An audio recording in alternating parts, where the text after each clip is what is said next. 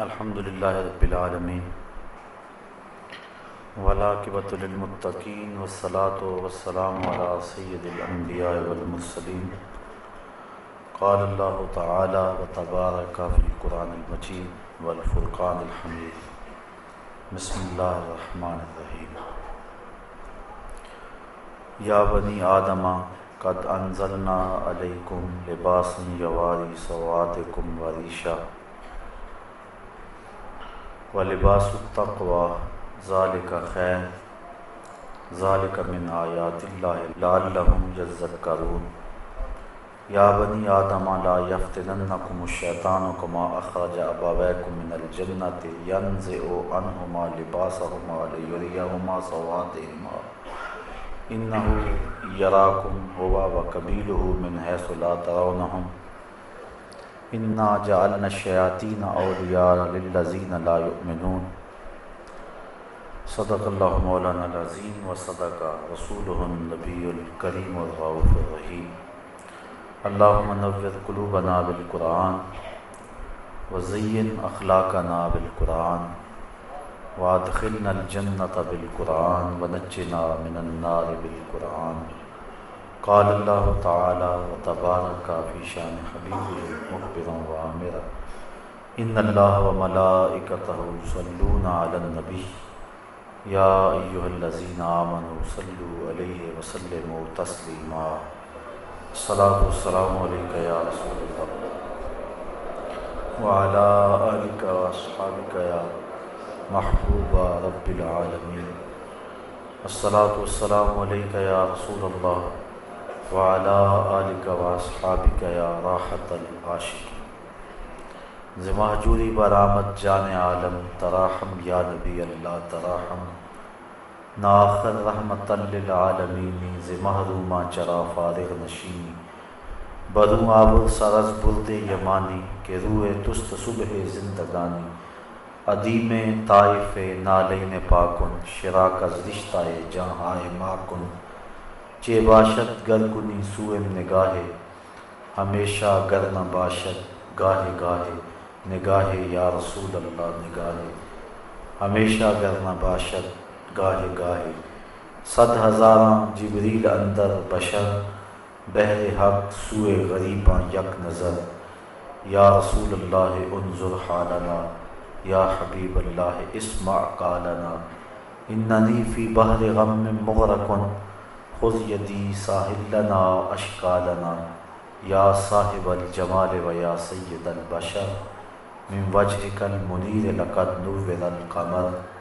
لا يمکن الثناء کما کان حقہ بعد از خدا بزرگ توئی قصہ مختصر۔ تمام حمد و ثنا تعریف و توصیف اللہ جل مجدہ الکریم کی ذات بابرکات کے لیے جو خالق کائنات بھی ہے اور مالک شش جہات بھی۔ اللہ جل وعلا کی حمد و ثنا کے بعد حضور نبی اکرم شفیع امم رسول محتشم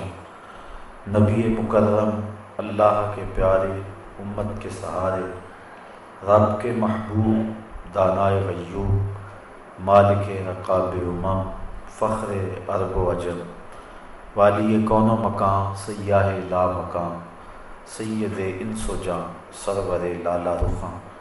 نیر تاباں سرنشین مہوشاں ماہ خوباں شہنشاہ حسینہ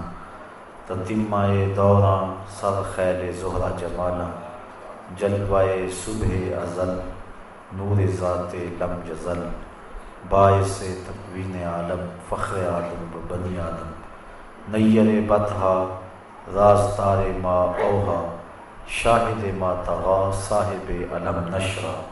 معصوم آمنہ احمد مجتبیٰ حضرت محمد مصطفیٰ صلی اللہ علیہ وسلم کے حضور ناز میں اپنی عقیدتوں ارادتوں اور محبتوں کا خراج پیش کرنے کے بعد معزز محترم سامعین خواتین و حضرات السلام علیکم ورحمۃ اللہ وبرکاتہ۔ پردہ اور حیا کے عنوان سے کچھ باتیں آج کی اس نشست میں آپ کے گوش گزار کرنے کی کوشش کروں گا اللہ تعالیٰ میری زبان کو سچائی کا نور نصیب فرمائے، اور جو سنیں اس پر مجھے اور آپ کو عمل کی توفیق نصیب کرے۔ اللہ تعالیٰ جل شانہ نے ہمیں جو دین دیا وہ دین فطرت ہے۔ مرد اور عورت انسانیت کے دو خوبصورت تیور انداز اور روپ ہیں۔ مرد کے وظائف ذمہ داریاں اور طرح کی ہیں، اور عورت کے وظائف اور ذمہ داریاں کچھ اور طرح کی ہیں۔ اس لیے دونوں کو صلاحیتیں بھی اس اعتبار سے دی گئی ہیں۔ مرد کو جفاکش اور سخت پیدا کیا گیا، عورت کے اندر لطافت، ناز و انداز اور اس کے معمولات کے مطابق اور اس کی ذمہ داریوں کے مطابق اس کو صلاحیتوں سے نوازا گیا ہے۔ مرد چونکہ کسب معاش کر کے گھر کے نظم و نسق کو چلاتا ہے، اور عورت امور خانہ داری میں مصروف رہتی ہے، تو دونوں کے وظائف، احکام، حالات اور صلاحیتیں الگ الگ رکھی گئی ہیں، اور ہر ایک کی تخلیق میں ہزارہ حکمتیں ہیں، اور پھر دونوں کو ایک دوسرے کی ضرورت بنایا۔ عورت چار دیواری کی زینت ہے، مرد اس کائنات کا حسن، بانگ پن اور عروج ہے۔ دونوں کے وظائف مختلف بنائے۔ عورت کو شریعت نے پردے میں رہنے کی جو تاکید کی ہے، اس میں عورت پر جبر اور ظلم نہیں، بلکہ یہ پردہ اس کی آبرو کا محافظ ہے، اس کے حیا کا تیور ہے، اور اس کی غیرت کا نشان ہے۔ یہ عورت کے لیے کوئی قید خانہ نہیں، بلکہ یہ اس کا اعزاز ہے، اس کی تکریم ہے۔ لائبریری کے اندر ہزارہ کتابیں موجود ہوتی ہیں، لیکن کسی کتاب کے اوپر غلاف نہیں چڑھایا جاتا۔ قرآن مجید اللہ کی کتاب ہے، اور یہ ساری کتابوں پر تفوق اور مرتبہ رکھتی ہے اور عزت و احترام کے لائق ہے، تو اس کو غلاف میں لپیٹا جاتا ہے۔ اگر قرآن مجید کے اوپر غلاف ڈالا جائے تو اس کا یہ مطلب نہیں ہے کہ یہ اس کتاب کے ساتھ ظلم ہے، بلکہ اس کتاب کو خصوصیت اور اہتمام کے ساتھ غلاف میں رکھنا اس کتاب کی عزت اور عظمت کا بیان ہے۔ اللہ تعالیٰ نے جو عورت کو پردے کا حکم دیا ہے تو یہ عورت کی آبرو ہے۔ یہ بات ذہن میں رکھیں کہ یہ نہیں ہے کہ مرد کو پردے کا حکم نہیں ہے، مرد کو بھی پردے کا حکم دیا گیا ہے، عورت کو بھی پردے کا حکم دیا گیا ہے، صرف جو پردے کی جگہ ہے اس میں فرق ہے۔ مرد ناف سے لے کر کے گھٹنوں تک اس کی اتنی جگہ یہ شرمگاہ کہلاتی ہے، اور اس کو پردے میں رکھنا واجب ہے، اور عورت سر سے لے کر پاؤں تک عورت ہے، اس لیے اس کو پردے کی تاکید کی گئی ہے۔ ایک زمانہ تھا کہ عورت کو مرد نے اپنی خواہشات کی تکمیل کا کھلونا سمجھا تھا، اور ہمیشہ مرد نے اس کی آبرو سے اور اس کی عزت سے کھیل کر کے اس کی تذلیل کی ہے۔ افلاطون نے عورت کو از قبیلے جن سے انسان ماننے سے انکار کیا۔ وہ کہتا ہے یہ انسان کی ہم شکل تو ضرور ہے لیکن انسان نہیں ہے۔ انسان کی ضرورت کے لیے، انسان کی تسکین کے لیے اور مرد کی راحت کے لیے اس کو پیدا کیا گیا ہے۔ یہ انسان کو جنم تو دیتی ہے لیکن خود انسان نہیں ہے۔ کسی نے کہا کہ عورت بدی کا سرچشمہ ہے، اتنی دیر تک اللہ کا قرب نہیں مل سکتا جب تک عورت سے جدائی اختیار نہیں کی جاتی۔ اسلام نے عورت کو مرتبہ دیا۔ بدھ نے کہا کہ یہ بدی کا سرچشمہ ہے، اس سے جدا ہو جاؤ گے تو پھر تمہیں اللہ کا قرب ملے گا، لیکن اسلام نے ہمیں جو عورت کا مرتبہ بتایا، ہم دیکھتے ہیں کہ بسا اوقات حضرت عائشہ رضی اللہ تعالی عنہا کے بستر میں حضور کو وحی آیا کرتی تھی۔ کہاں عورت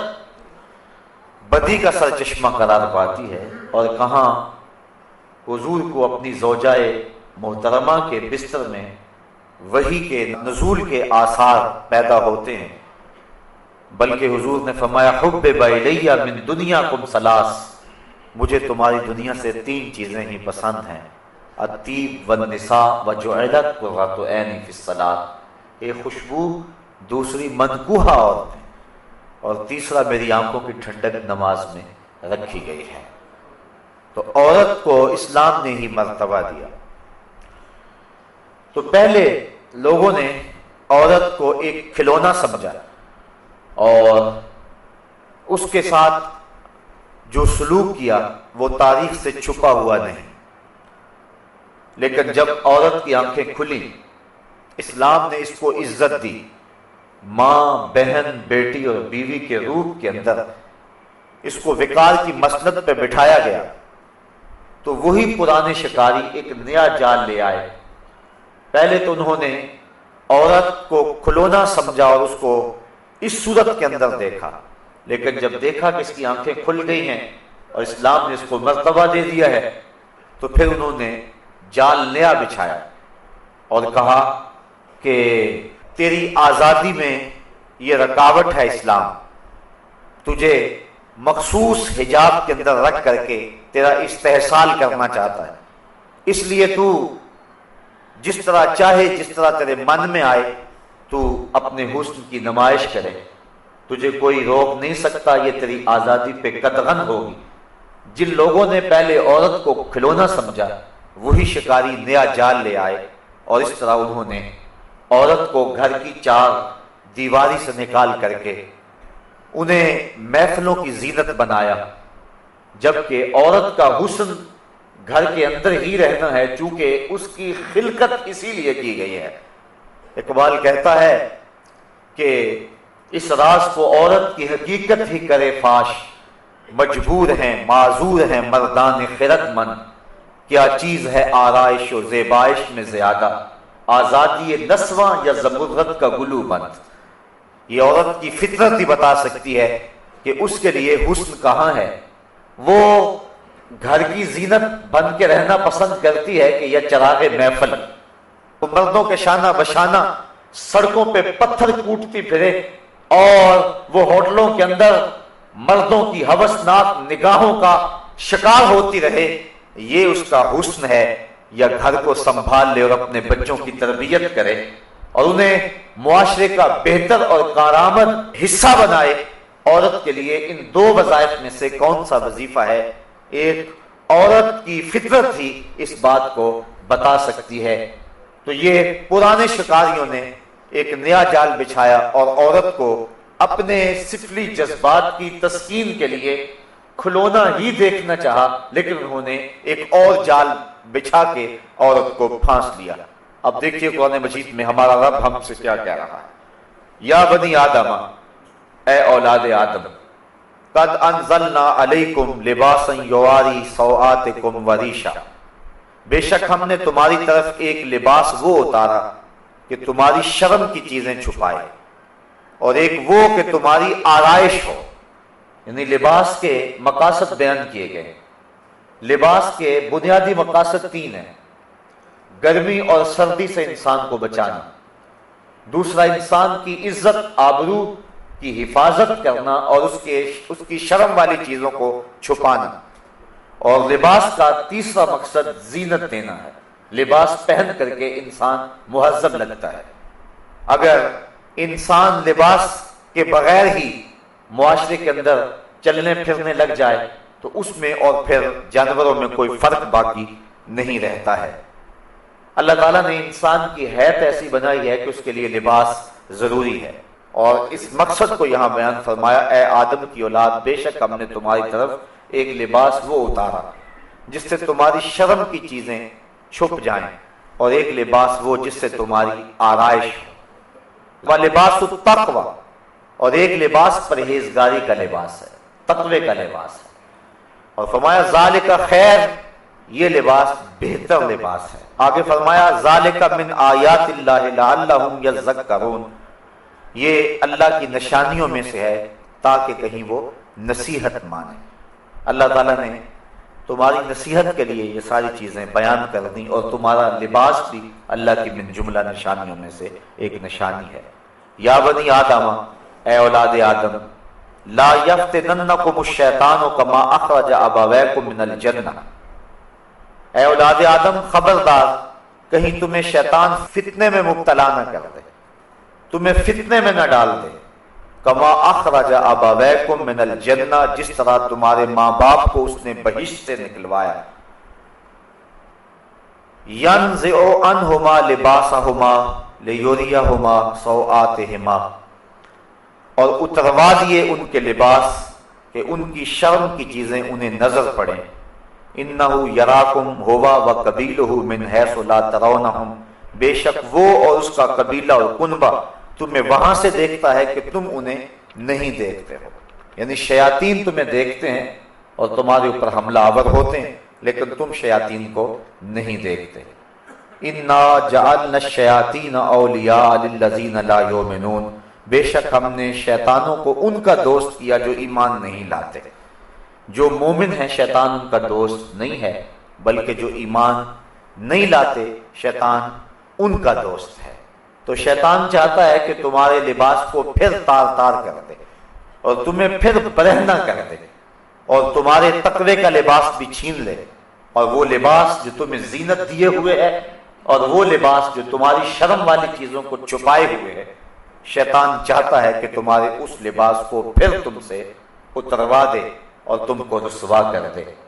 جو اہل ایمان ہیں وہ شیطان سے کبھی دوستی نہیں لگاتے، اور جن کو ایمان کی بہار نصیب نہیں ہے وہ شیطان کو اپنا دوست سمجھ لیتے ہیں۔ تو اہل ایمان کبھی بھی شیطان کے ساتھ اپنی دوستی کے رشتے کو قائم نہیں رکھتے، بلکہ اللہ تعالیٰ نے ایک دوسرے مقام پر ارشاد فرمایا: یا ایھا الذین آمنوا لا تتخذوا عدوی وعدوکم اولیاء، اے ایمان والو میرے اور اپنے دشمن کو کبھی بھی دوست نہ بنانا۔ دشمن سوائے دشمنی کے اور کیا کرے گا؟ وہ جس روپ میں مرضی آ جائے سوائے دشمنی کے وہ کر ہی کیا سکتا ہے۔ تو شیطان ہمارا دشمن ہے، اس نے ہمارے رب کے روبرو قسم کھائی تھی کہ مجھے قسم ہے تیری عزت کی، میں تیرے بندوں کو تیرے تک نہیں پہنچنے دوں گا، میں ان کے دائیں ان کے بائیں ان کے آگے ان کے پیچھے چاروں طرف کو گھیر لوں گا۔ دو سمتیں بھول گیا، ایک اوپر والی ایک نیچے والی۔ جب بندہ پیشانی سجدے میں رکھ دے یا ہاتھ اٹھائے اور اللہ سے عرض کرے تو شیطان انسان کے راستے میں حائل نہیں ہو سکتا ہے، باقی چاروں سمتوں سے آتا ہے، تو اس کو کبھی بھی اہل ایمان دوست نہیں سمجھتے ہیں۔ تو شیطان انسان کو بے حیا بنانے کے لیے تگ و تاز کیا کرتا ہے، اور ہمیشہ شیطان انسان کی آبرو کا دشمن ہے، اس کو ایک آنکھ بھی انسان کی عزت نہیں بھاتی، اور وہ چاہتا ہے کہ انسان کو حیا باختہ کر دوں۔ اور صاحبو یہ بات ذہن میں رکھو کہ جب کسی قوم کے اندر حیا باقی نہیں رہتا تو اس قوم کا دین باقی نہیں رہتا۔ حضرت نبی رحمت صلی اللہ علیہ وآلہ وسلم تشریف فرما ہوئے تو ایک صاحب اپنے بھائی کو حیا کے بارے میں درس دے رہا تھا، حیا کی تعلیم دے رہا تھا. تو حضور جب تشریف فرما ہوئے اور اس کے بھائی کو تعلیم دیتے ہوئے دیکھا تو فرمایا داہو فإن الحیا من الایمان، فرمایا اسے چھوڑ دے، حیا تو ایمان کا حصہ ہے. یعنی جب ایمان ہوگا تو لازمی طور پہ حیا بھی ہوگا. حیا کا سبق اور حیا کی تعلیم اور حیا کے لیے کوشش کر کے کسی شخص کے اندر اس بات کو انڈھیلا نہیں جا سکتا. اگر ایمان نہیں ہے تو حیا نہیں آ سکتا، اور اگر ایمان ہے تو حیا لازمہ ہے ایمان کا. تو جس کے اندر ایمان ہوگا تو یقیناً اس کو حیا کی صفت بھی حاصل ہوگی، اور یہ ایمان کے شعبوں میں سے ایک اہم شعبہ ہے. بلکہ حضور نے فرمایا کہ حیا سارے کا سارا بھلائی ہے، اور حیا سوائے بھلائی کے اور کچھ نہیں لاتا ہے. تو شیطان چاہتا ہے کہ ہمیں حیا باختہ کر دیں، اور حیا باختگی کی جو ہے وہ بدترین صورت یہ ہے کہ وہ کسی کے لباس کو اتار دے. اللہ نے جن چیزوں کو چھپانے کا حکم دیا ہے، اگر ان چیزوں کو چھپایا نہ جائے تو پھر حیا کا جوہر باقی نہیں رہتا ہے. اس لیے اللہ تعالیٰ نے اہل ایمان کو اپنے رسول کی وساطت سے یہ حکم دیا، قل للمؤمنین یغضوا من ابصارہم ویحفظوا فروجہم ذلک ازکی لہم ان اللہ خبیر بما یصنعون. اے محبوب آپ فرما دیجئے، حکم دیجئے للمؤمنین مسلمان مردوں کو، کیا حکم دیجئے؟ یغضوا من ابصارہم کہ وہ اپنی نگاہوں کو نیچا رکھیں، وَيَحْفَظُوا فُرُوجَهُمْ اور اپنی شرمگاہوں کی حفاظت کریں، ذَلِكَ أَزْكَىٰ لَهُمْ یہ ان کے لیے زیادہ ستھری بات ہے. ان اللہ خبیر بما یصنعون جو تم کرتے ہو اللہ اس کو خوب جانتا ہے. تمہارے کاموں سے، تمہارے اعمال سے تمہارا رب بے خبر نہیں ہے. وَقُلْ لِلْمُؤْمِنَاتِ اور اے محبوب آپ مومن عورتوں کو حکم دیں، یغضضن من ابصارہن کہ وہ اپنی نگاہوں کو نیچی رکھیں، وَيَحْفَظْنَ فُرُوجَهُنَّ اور اپنی پارسائی کی حفاظت کریں، وَلَا يُبْدِينَ زِينَتَهُنَّ اور اپنے بناؤ کو نہ دکھائیں، إِلَّا مَا ظَهَرَ مِنْهَا مگر وہی جو اللہ نے ظاہر کیا ہے، وَلْيَضْرِبْنَ بِخُمُرِهِنَّ عَلَى جُيُوبِهِنَّ اور اپنے دوپٹے اپنے گریبانوں پہ ڈال لیں، وَلَا يُبْدِينَ زِينَتَهُنَّ اور اپنی زینت اور سنگار کو ظاہر نہ کریں، الا لبعولتہن مگر اپنے شوہروں پر، او آبائہن یا اپنے باپ پر، او آبائے بعولتہن یا اپنے شوہروں کے باپ پر، او ابنائہن یا اپنے بیٹوں پر، او ابنائے بعولتہن یا اپنے شوہروں کے بیٹوں پر، او اخوانہن یا اپنے بھائیوں پر، او بنی اخوانہن یا اپنے بھتیجوں پر، او بنی اخواتہن یا اپنے بھانجوں پر، او نسائہن یا اپنے دین کی عورتوں پر، او ما ملکت ایمانہن یا جو ان کی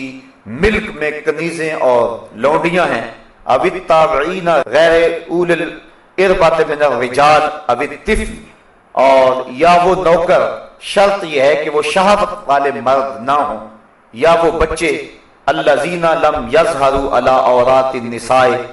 جنہیں عورتوں کی شرم کی چیزوں کی خبر نہیں ہے، اتنے چھوٹے ہیں، وَلَا يَضْرِبْنَ بِأَرْجُلِهِنَّ اور اپنے پاؤں زمین پر اتنے زور سے نہ رکھیں، لِيُعْلَمَ مَا يُخْفِينَ مِنْ زِينَتِهِنَّ کہ ان کا جو سنگار ہے وہ لوگوں پر ظاہر ہو، وَتُوبُوا إِلَى اللَّهِ اور اللہ کی طرف رجوع کریں، جمیعا سب کے سب، أَيُّهَا الْمُؤْمِنُونَ اے اہل ایمان، لَعَلَّكُمْ تُفْلِحُونَ تاکہ تم فلاح پا جاؤ. تو حضور کی وساطت سے اللہ تعالیٰ نے ہمیں یہ حکم دیا، مردوں کو حکم دیا کہ وہ اپنے پردے کی اور اپنی آبرو کی حفاظت کریں. حضرت سعید بن ابو الحسن حضرت حسن بصری سے روایت کرتے ہیں کہ میں نے حضرت حسن بصری سے پوچھا کہ جو اجمی عورتیں ہیں وہ اپنے سینے اور بالوں کو کھولے رکھتی ہیں تو ہم کیا کریں؟ تو حضرت حسن بصری نے قرآن مجید کی اس آیت کی طرف اشارہ کیا، فرمایا وہ اگر حیا باختہ ہیں اور اپنے سینے اور اپنے سر کھولے پھرتی ہیں تو تمہیں تو تمہارے رب نے حکم دیا ہے کہ نظروں کو نیچا رکھیں، اس لیے تم نے اپنی آبرو کی از خود حفاظت کرنی ہے. وَيَحْفَظُوا فُرُوجَهُمْ اور اپنی شرمگاہوں کی حفاظت کریں. حضور نبی رحمت صلی اللہ علیہ وسلم نے فرمایا صحابہ بازاروں میں بیٹھنے سے اجتناب کیا کرو۔ صحابہ نے عرض کی حضور ہمارا گزر نہیں ہے، چونکہ وہ ہمارے بیٹھنے کی جگہیں ہیں اور ہم وہاں بیٹھ کر کے باتیں کرتے ہیں۔ تو حضور نے فرمایا اچھا تمہیں پھر بازاروں میں بیٹھنے کی اجازت دیتا ہوں، لیکن شرط یہ ہے کہ تم بازار کا حق ادا کرو۔ تو صحابہ نے عرض کی حضور بازار کا حق کیا ہے؟ تو حضور نے ارشاد فرمایا امر بالمعروف نہی عن المنکر، نیکی کا حکم دینا اور برائی سے منع کرنا، کوئی تکلیف دہ چیز پڑی ہو تو اس کو ہٹا دینا، چوتھا حق کے سلام کرنے والے کا جواب دینا، اور پھر حضور نے فرمایا اپنی نظروں کو نیچا رکھنا۔ اگر تم بازار میں بیٹھنا چاہتے ہو تو اپنی نظر کی تم نے حفاظت کرنی ہے۔ حضور نبی رحمت صلی اللہ علیہ وآلہ وسلم نے ارشاد فرمایا کہ نظر شیطان کے زہر آلود تیروں میں سے ایک تیر ہے، اور اگر کوئی شخص اپنی نظر کی حفاظت کرتا ہے تو اللہ تعالیٰ جل شانہ اس کو عبادت کی لذت نصیب فرما دیتا ہے۔ اگر کسی شخص کی نظر پاک نہیں رہتی تو اس کو سجدوں کی لذت نصیب نہیں ہو سکتی ہے، اس کو قیام کا لطف نہیں مل سکتا، چاہے وہ سین حرم میں پڑھے یا مسجد نبوی میں پڑھے۔ اور جو شخص اپنی نظر کی حفاظت کر دیتا ہے اور اپنی نظر کو ناپاکی سے اور اپنی نظر کو بدی سے محفوظ رکھتا ہے، جب وہ سجدہ کرے گا تو سجدے کی لذت ملے گی، جب رکوع کرے گا تو رکوع کا لطف نصیب ہوگا، جب قیام کرے گا تو قیام کا مزہ نصیب ہوگا۔ عبادت اور ایمان کی ایک لذت ہوتی ہے جو ایک مومن کو نصیب ہوتی ہے، تو جو شخص اپنی نظر کی حفاظت کرے اللہ تعالیٰ اس کو عبادت کا سرور اور عبادت کی لذت نصیب فرما دیتا ہے۔ تو اہل ایمان کو اس بات کا حکم دیا گیا، بلکہ حضور نے اپنے عمل سے صحابہ کے سامنے اس کی مثال پیش کی۔ حجۃ الوداع کے موقع پہ آقا کریم علیہ السلام کے ردیف تھے حضرت فضل بن عباس رضی اللہ تعالی عنہ، حضرت عبداللہ ابن عباس رضی اللہ تعالی عنہ کے بھائی اور حضور کے چچا زاد بھائی، حضرت عباس بن عبد المطلب رضی اللہ تعالی عنہما کے فرزند ارجمند، اور یہ تھے بڑے خوبصورت۔ حضور علیہ السلام کے ساتھ سواری کے اوپر تشریف فرما تھے، تو ایک قبیلے کی ایک خوبصورت عورت حضور سے مسئلہ پوچھنے کے لیے آگے بڑھی، تو حضرت فضل بن عباس کی نظر پڑ گئی، بلکہ ان کے چہرے پر نظر جم گئی، تو آقا کریم علیہ السلام اسی عالم کے اندر پیچھے پلٹ کے دیکھا اور اپنے ہاتھ سے حضرت فضل بن عباس کی ٹھوڑی کو پکڑا اور پکڑ کے دوسری سمت کر دیا، اور لوگوں کے سامنے اس مثال کو رکھا کہ کوئی جتنا مرضی متقی اور معتبر کیوں نہ ہو وہ نظر کی حفاظت کرے، جس کی نظر پاک رہے گی اس کو باقی معاملات کے اندر خیر رہے گی، کیونکہ سب سے پہلے نظر بھٹکتی ہے، جب نظر بھٹکتی ہے تو خیال بہکتے ہیں، جب خیال بہکتے ہیں تو پھر انسان زنا کی طرف راغب ہوتا ہے، اس لیے اسلام نے دواعی زنا سے ہی روک دیا، اس لیے کہا سب سے پہلے تم اپنی نظر کی حفاظت کرو۔ بلکہ حضور علیہ السلام نے ارشاد فرمایا کہ نظر زنا کرتی ہے، فزن العین النظر وزن اللسان المنطق والنفس تمنا وتشتہی والفرج یصدق ذلك كلہ ویکذبہ۔ فرمایا کہ انسان کی نظر کا زنا یہ ہے، آنکھ کا زنا یہ ہے کہ آدمی دیکھے کسی کو، اور فرمایا زبان کا زنا یہ ہے کہ بات کرے، پھر نفس جو ہے اس کی تمنا کرتا ہے اور اس کی آرزو کرتا ہے، پھر انسان کی شرمگاہ یا اس کی تصدیق کر دیتی ہے تمام کی تمام، اور یا پھر ان تمام کی وہ نفی کر دیتی ہے۔ دو صورتوں میں ایک صورت ضرور ہوتی ہے، اس لیے اپنی نظر کی حفاظت کرے اور اپنی آواز سے بھی حفاظت کرے۔ آج کل موبائل کے ذریعے سے مختلف پیکج آئے ہیں اور گفتگو کا زنا اور نظر کا زنا پورے عروج پہ ہے۔ جب کسی قوم کے اندر یہ بدی پھیلتی ہے تو اللہ اس قوم سے برکت کو اٹھا لیتا ہے۔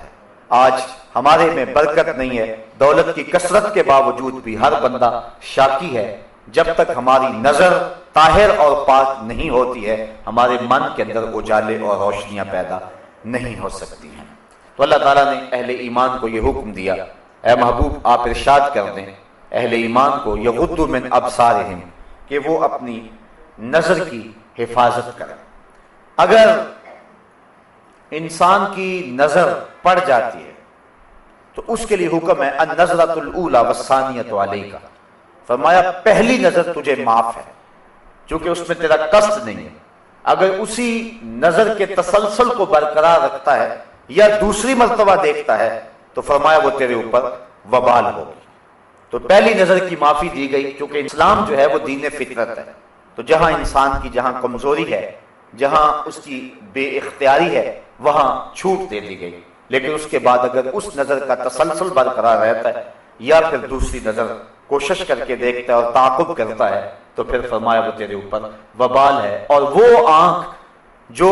غیر محارم کو دیکھتی رہی کل قیامت کے دن جہنم کی آگ سے بند دی جائے گی۔ اور 3 آنکھیں حضور نے فرمایا قیامت کے دن کوئی آنکھ نہیں ہوگی جو رو نہیں رہی ہوگی، صرف 3 آنکھیں ہوں گی کہ جن میں آنسو نہیں ہوں گے اور جو نہیں رو رہی ہوں گی۔ ایک وہ نظر جو غیر محارم کی طرف دیکھنے سے بچی، دوسری وہ نظر جو اللہ جل شانہ کی راہ میں اس کے راستے کے اندر جاگتی رہی، پہرا دیتی رہی، سرحدوں کے اوپر محافظت کرتی رہی، اور تیسری وہ نظر، وہ آنکھ کہ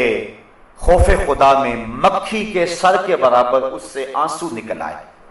تو فرمایا یہ 3 آنکھوں کے علاوہ باقی جتنی بھی آنکھیں ہیں وہ قیامت کے دن رو رہی ہوں گی۔ تو اپنی نظر کی حفاظت یہ بہت ضروری ہے، اور اللہ تعالیٰ نے قرآن مجید کے اندر یہاں خصوصیت کے ساتھ اس کا تذکرہ ارشاد فرمایا، وَيَحْفَظُوا فُرُوجَهُمْ ذَلِكَ أَزْكَىٰ لَهُمْ، اور اپنی شرمگاہ کی حفاظت کریں، یہ بہتر ہے ان کے لیے۔ ان اللہ خبیر بما یصنعون، بے شک اللہ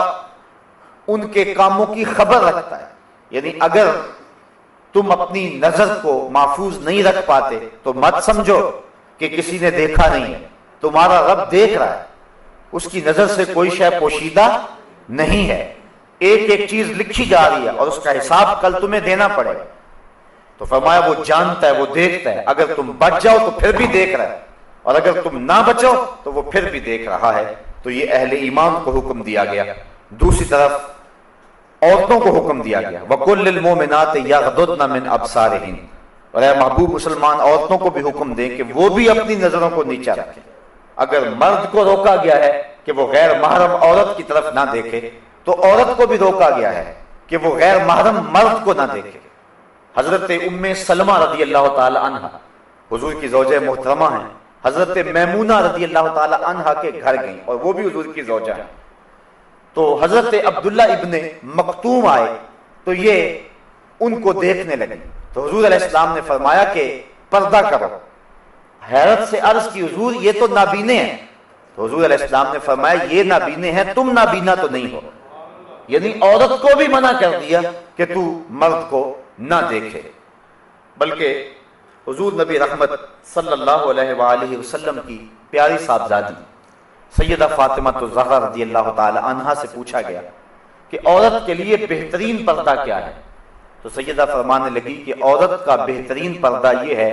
کہ نہ وہ مرد کو دیکھے اور نہ کوئی مرد اس کو دیکھے۔ بلکہ حضرت فاطمہ رضی اللہ تعالی عنہا اس وجہ سے پریشان رہا کرتی تھی کہ اب تو میں اپنے پردے کی حفاظت کرتی ہوں، جب موت طاری ہو گئی تو پھر اس کے بعد چارپائی کے اوپر اٹھا کر کے قبرستان میں لے جاتے ہیں اور عورت کے جسم کی ڈیل ڈھول جو ہے اس کو مرد دیکھتے ہیں،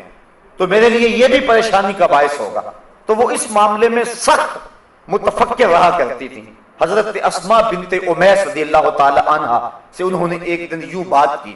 تو وہ فرمانے لگی کہ میں نے حبشے کے اندر لوگوں کو دیکھا ہے کہ وہ عورتوں کے لیے ایک خاص ڈولی ہے، اور آپ نے کہا کہ میں آپ کو بنا کے دکھا دیتی ہوں۔ انہوں نے کھجور کی 4 شاخیں منگوائیں اور پھر چارپائی کے 4 پایوں کے ساتھ باندھ دی اور ان کو آپس میں جوڑ دیا اور اس کے اوپر پردہ ڈال دیا اور کہا کہ میں نے یوں حبشہ کے اندر دیکھا ہے۔ تو حضرت فاطمہ الزہرا اتنا خوش ہوئی اس بات پر کہ یہ ایک اچھا طریقہ مل گیا ہے اور اس طرح عورت مرنے کے بعد بھی اپنے پردے کی اور اپنی آبرو کی اس طرح سے حفاظت کر سکتی ہے. تو یعنی اس انداز کے ساتھ اور اس صورت کے اندر جو ہے وہ ہمیں سبق اور درس دیا گیا. اور سیدہ فاطمہ زہرا تو وہ ہیں کہ سورج نے بھی کبھی ان کے بال نہیں دیکھے تھے، بلکہ قیامت کا دن ہوگا اور جب سیدہ فاطمہ زہرا رضی اللہ تعالی عنہا 70,000 حوروں کے جلوہ میں میدان حشر سے گزریں گی تو ایک دم آواز آئے گی، یا معشر الجمع غضوا ابصارکم، اے اہل معاشر اپنی نگاہوں کو نیچا کر لو، اس لیے کہ محمد صلی اللہ علیہ وآلہ وسلم کی بیٹی فاطمہ کا گزر ہو رہا ہے. تو اہل معاشر کو نظریں چکانے کا کہا جائے گا چونکہ انہوں نے زندگی میں اپنے پردے کی اپنی جان سے زیادہ حفاظت کی، اور اللہ تعالیٰ جل شانہ ان کو قیامت کے دن بھی اس انداز کے ساتھ اعزاز و تکریم عطا فرمائے گا. حج کے موقع پر ایک آزمائش ہے.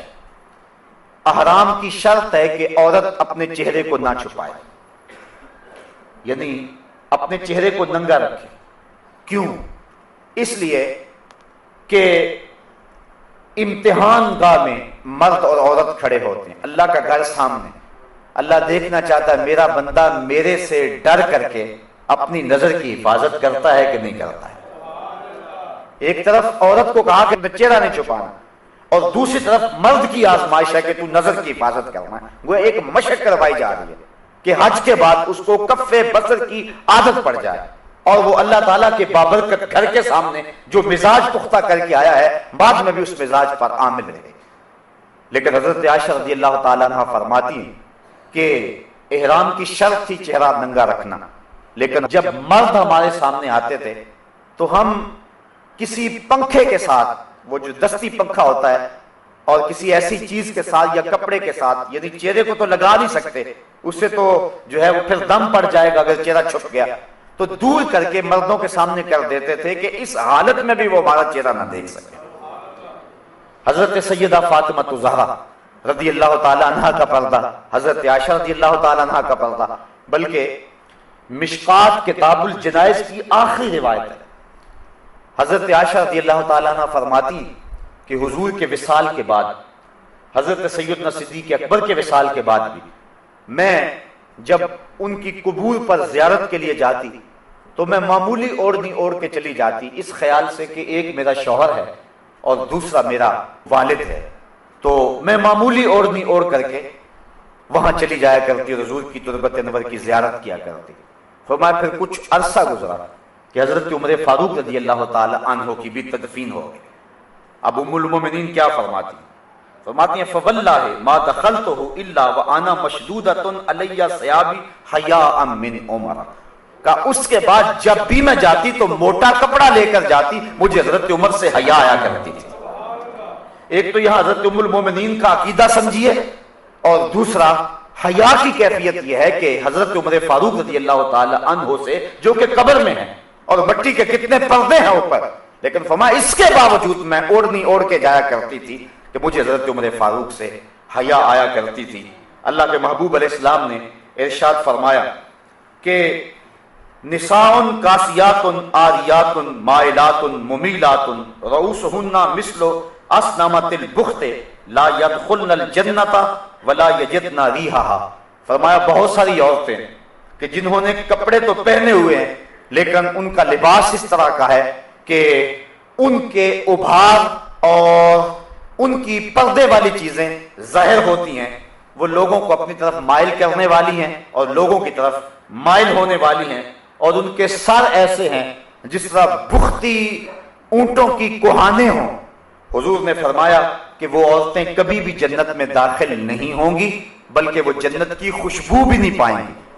اور احادیث میں آتا ہے کہ جنت کی خوشبو 500 سال کی مسافت سے آنا شروع ہو جائے گی. ابھی بندہ 500 سال دور مسافت پہ ہوگا کہ جنت کی مہک آنا شروع ہو جائے گی. لیکن جو عورتیں لباس پہننے کے باوجود بھی برہنہ رہتی ہیں اور جو لوگوں کو مائل کرتی ہیں اور ان کی طرف مائل ہوتی ہیں، اقبال نے کہا تھا نوجوانہ چو زنا مشغول تن از حیا بیگانہ پیرانے کہن،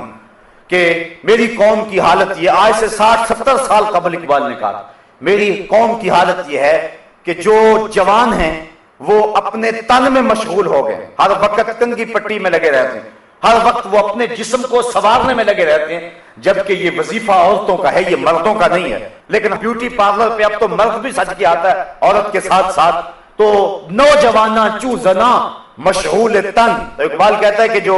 مرد ہیں، جوان ہیں، وہ بھی عورتوں کی طرح اپنے تن میں مشغول ہیں۔ از حیا بیگانہ پیرانے کہن، اور جو بوڑھے ہیں وہ بھی حیا سے بیگانہ ہو گئے۔ ایک روایت کے لفظ ہیں، حضور نے ارشاد فرمایا کہ تم میں سے بہتر جوان وہ ہیں جو بوڑھوں کی پیروی کریں، اور بدترین بوڑھے وہ ہیں جو جوانوں کی پیروی کریں۔ جوانوں کو بوڑھوں کے نقوش قدم پہ چلنا چاہیے، لیکن بوڑھوں کو جوانوں کے نقوش قدم پہ نہیں چلنا چاہیے، بلکہ ان کو اپنے بڑھاپے کا حیا ہونا چاہیے۔ اگر بوڑھا بھی ہو گیا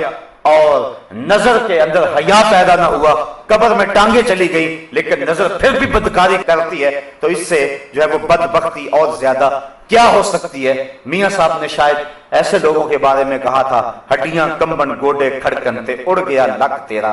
اجے بھی بدیوں باز نہ آئوں جیو مرد دلیرا۔ تو اقبال کہتا ہے نوجوانہ چو زنا مشغول تن، از حیا بیگانہ پیرانے کہن، دخترانے او بچشم خود اسیر، شوخ چشموں شوخ بینوں خردہ گیر، ساختہ پرداختہ دل باختہ ابروہ مثل دو تیغ آختہ۔ یہ وہی اسی حدیث کے ترجمے ہیں، مائلاتن ممیلاتن، خود کسی کی طرف لڑک جانے والی اور معمولی سی بات سے کسی طرف مائل ہو جانے والی، اور جو ہے وہ کسی کو اپنی جانب اپنی اداؤں سے، اپنے ناز و نخرے سے اور اپنے عشقوں سے لوگوں کو اپنی طرف مائل کرنے والی ہیں۔ اور حضور نے ارشاد فرمایا کہ یہ عورتیں اپنے سروں پر اس طرح جوڑے رکھیں گی۔ دیکھیے حضور نے 1400 سال قبل ہی یہ بات بتا دی، جس طرح بختی اونٹوں کی کوہانیں ہوتی ہیں، اور فرمایا کہ یہ عورتیں ایسی ہیں جو جنت میں جانا تو دور کی بات ہے، جنت کی خوشبو بھی نہیں پا سکیں گے۔ آج اپنے لباس کو ترک کر دیں، آج حیا کی چادر پھاڑ کے پھینک دیں، جو کرنا ہے کر لیں، اس مغرب کے معاشرے کے پیچھے لگ جائیں، لیکن حضور کے اس فرمان کو نظر میں رکھیں کہ قیامت کے دن پھر کتنی رسوائی ہوگی ان عورتوں کی جنہوں نے حیا کی چادر کو اتار کے پھینک دیا۔ بلکہ آئیے ہم حضور کے دور کو دیکھتے ہیں۔ ابو داؤد شریف کے اندر روایت ہے کہ ایک خاتون کا بیٹا شہید ہو گیا کسی جنگ کے اندر، تو حضور کی خدمت میں وہ حاضر ہوئی، لیکن اپنے جوان بیٹے کی وفات پر اور اس کی شہادت پر حضور کی خدمت میں جب حاضر ہوئی تو صحابہ نے کیا دیکھا کہ اس کا پورا جسم جو تھا وہ پردے میں لپٹا ہوا تھا۔ تو بیٹے کی وفات پر باوجود کے دکھ اور تکلیف کی کیفیت میں بعض اوقات شرعی ضابطے لوگوں سے چھوٹ جاتے ہیں، لیکن اس نے اپنے پردے کا خوب اہتمام کیا ہوا تھا۔ صحابہ نے تعجب کرتے ہوئے، اور تعجب جو تھا اس کو تحسین کی نظر سے دیکھتے ہوئے، کہا کہ تو نے اس حالت کے اندر بھی اپنے پردے کا اتنا التزام کیا ہے؟ تو اس عورت نے جو جواب دیا وہ دختران ملت کے لیے کتنی روشن اور کتنی جو ہے وہ اجالے بانٹنے والی بات ہے۔ اس نے کہا میرا بیٹا فوت ہو گیا، میرا حیا تو فوت نہیں ہوا ہے، میرا بیٹا چلا گیا لیکن میرا حیا تو بھی باقی ہے۔ تو یہ تھی اسلام کی وہ دختران جن کی گود میں اسلام پلتا تھا۔ جب عورت پردے میں تھی تو وہ ایسے بچے جنم دیتی تھی جو قوم کی تقدیر کو بدل کے رکھ دیتے تھے۔ اقبال کہتا ہے تو نہ دانی کہ سوزے کے راتے تو دیگر گوں کر تقدیر عمر رہا۔ میرے قوم کی بہن تو نہیں جانتی کہ تو بہن ہو کے قرآن پڑھے تو عمر کی تقدیر بدلتی ہے، اور تو ماں ہو کے قرآن پڑھے تو بیٹا نیزے کی نوک پہ بھی قرآن سناتا ہے۔ آج اگر عورت سمٹ جائے تو معاشرہ پھیل جائے گا۔ میری بہن، میری بیٹی، تو نگار خانے کی زینت نہیں ہے، تو گھر کی آبرو ہے، تو مغرب کی ٹینوں نہیں ہے، تو مشرق کی بیٹی ہے، تو محافل کا حسن نہیں ہے، بلکہ تو چراغے خانہ ہے۔ تیرے دم سے کائنات کے اندر حسن ہے، مکالمات افلاطون نہ لکھ سکی، لیکن اسی کے شعلہ سے ٹوٹا شرار افلاطون۔ اسی عورت کی گود کے اندر اسلام پلتا تھا۔ جب مائیں ام الخیر جیسی تھی تو بیٹے غوث اعظم جیسے جنم لیتے تھے، جب مائیں مائی راستی جیسی تھی تو بیٹے بابا فرید جیسے جنم لیتے تھے، جب مائیں سیدہ فاطمہ تو زہرا جیسی تھی تو بیٹے حضرت امام حسین جیسے جنم لیا کرتے تھے، جب ماں قرآن کھول کے تلاوت کرتی تھی اور بیٹے کو لوریاں دیا کرتی تھی تو بیٹے وقت کے بایزید ہوا کرتے تھے۔ لیکن جب مائیں ایک طرف بیٹے کو دودھ پلا رہی ہیں اور دوسری طرف تھرکتی ہوئی تصویروں پہ نظر جمی ہوئی ہے، تو پھر بیٹے وقت کے بایزید تو نہیں ہوں گے، وہ اداکار اور ایکٹر ہی بنیں گے، وہ بے حیا ہی بنیں گے، حیا کا مادہ ان کی آنکھ میں نہیں ہوگا۔ تو اللہ تعالیٰ جل شانہ نے خاص طور پہ ارشاد فرمایا اور عورتوں کو کہا کہ وہ اپنی نظر کو نیچا رکھیں، وَيَحْفَظْنَ فُرُوجَهُنَّ، اور اپنی پارسائی کی حفاظت کریں۔ سب سے قیمتی جوہر کسی شخص کی آبرو ہے، اگر آبرو باقی نہ رہی تو کیا باقی رہا؟ وَلَا يُبْدِينَ زِينَتَهُنَّ، اور اپنا بناؤ نہ دکھائیں، إِلَّا مَا ظَهَرَ مِنْهَا، مگر جتنا خود ظاہر ہے۔ بعض علماء نے کہا کہ اس سے مراد جو ہے وہ اس کا لباس ہے، بعض نے کہا ہاتھ اور اس کا چہرہ اور اس کے پاؤں ہیں، لیکن یہ بات ذہن میں رکھیں، جو شریعت میں ہاتھ، پاؤں اور چہرے کے پردے کے بارے میں ہے کہ اس کا پردہ نہیں ہے، تو وہ رشتے آگے آ رہے ہیں کہ ان سے پردہ نہیں ہے، یعنی گھر کے اندر عورت رہتی ہے تو ظاہر بیٹے کے سامنے ہاتھ اور چہرہ اور پاؤں ان کا برہنا رہنا یہ ضروری ہے، ممکن نہیں ہے کہ یہ برہنا نہ رہے، اس لیے شریعت نے اس کی اجازت دی ہے کہ وہ اپنے بیٹوں کے سامنے، اپنے باپ کے سامنے، اپنے بھائیوں کے سامنے، بھتیجوں اور بھانجوں کے سامنے یہ سارے رشتے گنوائے، اور عورتیں عورتوں کے سامنے، اور وہ بھی عورتیں جو مسلمان عورتیں ہیں، جو کافرہ عورتیں ہیں، ان کے سامنے بھی عورت پردہ کرے، یعنی اس بات کی بھی تاکید کی گئی ہے کہ کافرہ عورت کے سامنے بھی جو ہے وہ پردہ کرے، اس کو بھی اپنی زیب و زینت نہ بنائے، کیونکہ وہ اتنی مقدس ہے، جس طرح شہوانی نگاہ اس کے چہرے پہ نہیں پڑنی چاہیے، کسی غیر جو ہے وہ مسلم عورت کی ناپاک نگاہ بھی اس کے مقدس چہرے پہ نہیں پڑنی چاہیے۔ یہ اسلام نے عورت کو عزت دی ہے، یہ اس کو مرتبہ دیا ہے، بلکہ ایک مخنث حضور علیہ السلام کے گھر میں آتا تھا اور زواج مطہرات ان کے پاس بیٹھ جایا کرتی تھی، حضور علیہ السلام نے کبھی کچھ نہیں کہا تھا۔ ایک دن حضور تشریف لائے تو وہ باتیں کر رہا تھا، اور بات کیا کر رہا تھا؟ کسی عورت کا تذکرہ کر رہا تھا کہ وہ اتنی موٹی ہے کہ جب وہ اٹھ کے چلتی ہے تو 4 بل پڑتے ہیں اس کے بدن پہ، اور جب وہ لوٹتی ہے تو اس کی کمر پہ 4 بل پڑتے ہیں، یعنی اس کے حیات جلوس اور حیات قیام کو وہ بیان کر رہا تھا۔ تو آقا کریم علیہ السلام نے ازواج مطہرات سے فرمایا کہ اس سے بھی تم پردہ کیا کرو، اگرچہ یہ مخنث ہے لیکن چونکہ یہ عورتوں کے ان محاسن پہ نظر رکھتا ہے، وہ شخص کے جس کی نظر خراب ہو یا جس کے خیال کے اندر وسوسہ پیدا ہو سکتا ہے اور یا جس کے خیال کے اندر پلیتی آ سکتی ہے، اگرچہ اس کے اندر مرد والی خاصیت نہ بھی ہو تو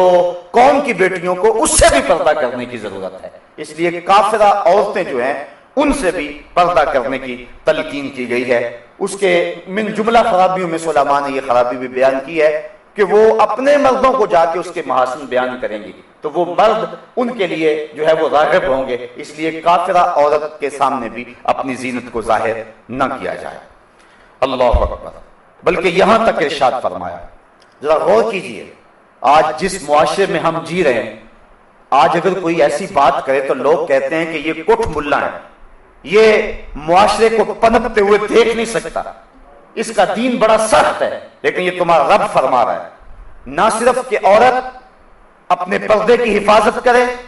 بلکہ ارشاد فرمایا وَلَا يَضْرِبْنَ بِأَرْجُلِهِنَّ لِيُعْلَمَ مَا يُخْفِينَ مِنْ زِينَتِهِنَّ، عورت اپنے گھر کی 4 دیواری کے اندر اپنا پیر اتنے زور سے نہ رکھے کہ اس کے پاؤں میں پڑے ہوئے پازیب کی چھنکار باہر گزرتے ہوئے غیر مرد کے کانوں میں پڑے۔ یعنی اسلام یہاں تک عورت کو پردے کی تلقین کرتا ہے، نہ صرف عورت پردہ ہے، نہ صرف اس کے چہرے اور اس کے ہاتھوں کا پردہ ہے، نہ صرف کہ اس کی آواز پردہ ہے، بلکہ عورت کے ساتھ نسبت ہو گئی جس زیور کی، اسلام کہتا ہے کہ اس زیور کی چھنکار بھی غیر مرد کے کانوں تک نہ پہنچے، کیونکہ یہ زیور ایک عورت نے پہنا ہوا ہے اور عورت اتنی مقدس ہے کہ اس کے پاؤں سے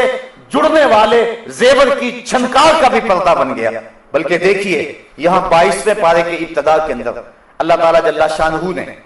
جو حکم دیا حضور کی ازواج مطہرات کو، ذرا اس پہ غور کیجئے، اللہ تعالیٰ کیا ارشاد فرما رہا ہے۔ ارشاد فرما یا نساء نبی لستن کاحد من النساء، اے نبی کی بیویوں تم عام عورتوں کی طرح نہیں ہو۔ میں کہتا ہوں بدقسمت ہیں وہ لوگ جو نبی کو اپنے جیسا کہتے ہیں، بدقسمت ہیں وہ لوگ۔ اللہ کہتا ہے نبی کی ازواج، نبی سے نسبت ازدواج رکھنے والی خواتین تم عام عورتوں جیسی نہیں ہو، چونکہ تمہاری نسبت رسول سے ہو گئی ہے. جس کی نسبت رسول سے ہو جائے وہ عام عورتوں کی سب سے اٹھ کر امتیاز کی سب پہ بیٹھ جاتی ہے، پھر نبی کا اپنا مرتبہ کیا ہوگا؟ تو لوگ دھوکہ کھا گئے. حضرت صاحبزادہ سید فیض الحسن شاہ علیہ رحمہ ایک بڑی خوبصورت بات کہا کرتے تھے. میں اس پہ لمبی گفتگو نہیں کرتا، لیکن یہ 2 جملے بہت کافی ہوں گے. آپ فرمایا کرتے تھے تو نے حلیمہ کی بکریوں کے پیچھے پیچھے تو دیکھا ہے، سدرہ پر جبریل کے آگے آگے کیوں نہیں دیکھا؟ اور اقبال کہتا ہے کہ تو نے یوسف کو کنویں میں دیکھا تو کیا دیکھا؟ ارے ناداں جو مطلق تھا مقید کر دیا تو نے، تو ابھی تک کنویں میں دیکھ رہا ہے، وہ تو مصر کے تخت کا مالک بھی بنا ہوا ہے. تو اپنی نظر کو بدلنے کی ضرورت ہے. تو اللہ فرماتا ہے یا نساء نبی، اے نبی کی ازواج، لستن کاحد من النساء، تم عام عورتوں کی طرح نہیں ہو. ان اتقیتن فلا تخضعن بالقول فیطمع الذی فی قلبہ مرض وقلن قولا معروفا. دیکھیے ایک ایسا سبق دیا جا رہا ہے کہ جب تمہیں بامر مجبوری کسی مرد سے بات کرنی پڑے، اور ازواج مطہرات سے لوگ مسائل پوچھنے آیا کرتے تھے. حضرت ام المومنین عائشہ صدیقہ رضی اللہ تعالی عنہا سے جو ہے حضور نے فرمایا اس حمیرہ سے دین لو. تو عورتوں کے جتنے بھی مسائل ہیں امت تک پہنچے ہیں وہ حضرت ام المومنین کے ذریعے پہنچے. تو ان کے پاس امر مجبوری آنا پڑتا تھا. صحابہ کو کوئی مسائل جو حل نہیں ہوتے تھے تو وہ ان کے پاس آتے تھے کہ تم نے حضور کا عمل کیا دیکھا. تو انہیں حکم ہوا کہ اے نبی کی ازواج تم عام عورتوں کی طرح نہیں ہو اور تم اللہ سے ڈرو، اور جب کسی مرد سے تمہیں بات کرنی پڑ جائے، اللہ اکبر، تو کیا ارشاد فرمایا کہ ایسی نرمی نہ کرو کہ دل کا روگی کچھ لالچ کر لے. یعنی اپنے لہجے کے اندر ایسی نرمی پیدا نہ کرنا کہ جس کے دل کے اندر کھوٹ ہے اور روگ ہے وہ تمہارے لہجے کے گداز اور لہجے کی نرمی سے کوئی اور معنی حاصل کر لے اور تمہاری طرف مائل ہو جائے. کہا نہیں، وَقُلْنَا قَوْلًا مَعْرُوفًا، ہاں تم اچھی بات کرو، وقار کے ساتھ بات کرو، لیکن عورت کو حکم ہے کہ اگر اسے غیر مرد سے بات کرنے کی نوبت آ جائے، یہ لفظ بول رہا ہوں، نوبت آ جائے بامر مجبوری، تو اس کے لیے بھی شریعت نے آداب مقرر کر دیے کہ وہ غیر مرد سے مٹک مٹک کر کے اپنے لہجے کو سوار سوار کر کے لفظوں کے غلاف اپنے مفہوم پہ چڑھا چڑھا کے اور جو ہے وہ مختلف جملوں کو ترتیب دے دے کے اور ہنس ہنس کے مٹک مٹک کے بات نہ کرے، بلکہ اللہ نے نبی علیہ السلام کی ازواج کو، حالانکہ ازواج رسول ہیں اور مومنوں کی مائیں ہیں، اور جو مسئلہ پوچھنے آ رہے ہیں اور جن سے گفتگو کرنے کی مجبوری ہے وہ صحابہ ہیں، وہ ابو بکر و عمر ہیں، وہ عثمان و علی ہیں، وہ بلال حبشی ہیں، لیکن اس کے باوجود فرمایا کہ تم پھر بھی اپنے لہجے اور اپنی گفتگو کے انداز پہ نظر رکھو کہ یہ پاک تینت لوگ تو آیا کرتے ہیں، کوئی ایسا بھی آ سکتا ہے کہ جس کے دل میں روگ ہو اور تمہارے لہجے کی نرمی سے وہ کوئی اور معنی اخذ کر لے. اس لیے تم اچھی بات کرو لیکن اپنے لہجے کے جو ہے وہ نرمی اور لہجے کی لچک پیدا نہ کرو تاکہ جو ہے وہ تمہارا روب ان کے اوپر برقرار رہے. تو یہ تو ام المومنین اور ازواج مطہرات کو جو مومنوں کی مائیں ہیں امہات المومنین، یہ ان کو حکم دیا ہے. اور آج موجودہ دور میں جس طرح عورت مرد کے ساتھ بات کرتی ہے اور اگر کوئی تھوڑی سی لہجے کے اندر سختی یا مختصر بات کر کے جو ہے وہ عورت مرد سے بات چھوڑ دے تو لوگ کہتے ہیں کہ تیری بیوی جو ہے وہ اکھڑ ہے، اس کو بولنے کی تمیز نہیں ہے، یہ تانے سن لو کوئی بات نہیں ہے. لیکن یہ تانے دنیا پہ ہے، اصل ہماری زندگی آخرت کی زندگی ہے. ہم نے اس کا حسن اور اس کا نور اور اس کی روشنی دیکھنی ہے. بلکہ اللہ تعالیٰ جل شانہ نے ارشاد فرمایا یا ایھا النبی کل ازواجک و بناتک و نساء المؤمنین یدنین علیہن من جلابیبہن ذالک ادنی ان یعرفن فلا یؤذین وکان اللہ غفورا رحیما. اے نبی اپنی ازواج کو، اپنی صاحبزادیوں کو اور مسلمان عورتوں کو حکم دے، ان کو ارشاد کریں کیا؟ یدنین علیہن من جلابیبہن، کہ وہ اپنی چادروں کا ایک حصہ اپنے منہ پہ ڈال رکھیں، یعنی پردے کا حکم دیا گیا. بعض لوگ کہتے ہیں کہ جو ہے وہ آنکھوں کا پردہ ہوتا ہے، یہ ایک نئی اور گمراہ کن اصطلاح ہے. پردہ تو جی آنکھوں میں ہونا چاہیے، اور بالخصوص آج کل جو جعلی اور 2 نمبر پیر ہیں وہ اس بات کا بڑا ڈھنڈورا پیٹتے ہیں کہ حیا آنکھ میں نہیں ہے تو پھر جو ہے وہ پردے میں حیا کیسے ہو سکتا ہے. جس چیز کو اللہ اور اس کے رسول نے ہمارے لیے بطور ضابطہ بیان کر دیا، کس شخص کو حق پہنچتا ہے کہ اس کو بدلے، چاہے جتنا مرضی پیر کیوں نہ ہو. پیر اور مریدنی کا بھی آپس میں پردہ ہے۔